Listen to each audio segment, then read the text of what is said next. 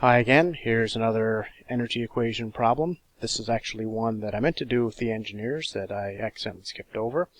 So you can all have a look at this one, Systems Engineering and NERC. This one, rather than working out the full solution, I've got a solution provided and I'll just walk through it.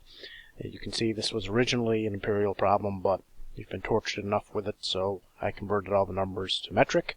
So let's just have a look. So we've got a pump shown that we want to determine the horsepower required by the pump. Now, in order to facilitate this problem, you can see we've got a 0.1 and 0.2 already set up. Should make sense because we've got pressure, we've got information on velocity for some, we've got diameters, we've got heights, so 1 and 2 should be pretty obvious. Even thinking about our shortcuts, there's nothing open to atmosphere, no large reservoir, no points at the same height, and no points with the same diameter. So really 0.1 and 0.2 are what we're going to use. Now, as noted here, probably should have been better stated in the problem, but the losses, actually I think it may have been in your copy may say this already, the 0.1 and 0.2 are really close to the inlet and out pump.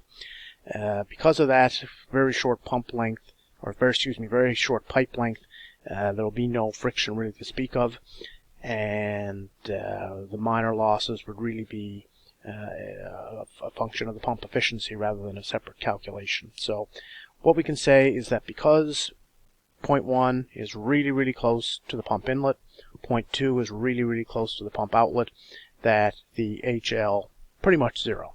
Okay? Now, other than that, we can set up our energy equation, P1 over gamma, etc. If we take our datum here at 0.1, then Z1 is gone. HR is gone because there's no devices removing energy. HL we said is gone because of this assumption that we're really close.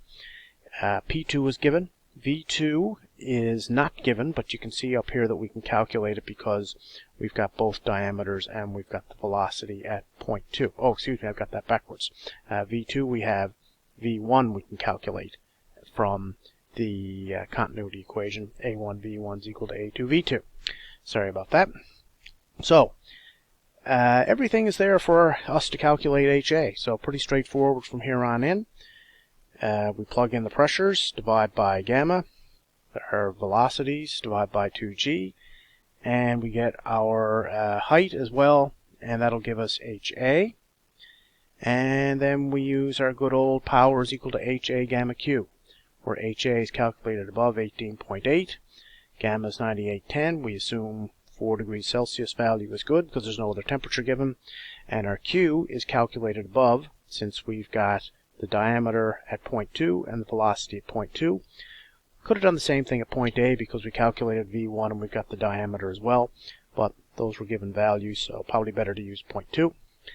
And then that'll give us a power of 3056 watts, and then divide by 0.4 is 7640, and that's usually good enough for me. I think I may have left it in as a power in your package. This little bit here we don't really need. I think the original question said calculated in horsepower, so I did the 745 calculation, but you don't really need it. Hopefully that makes sense.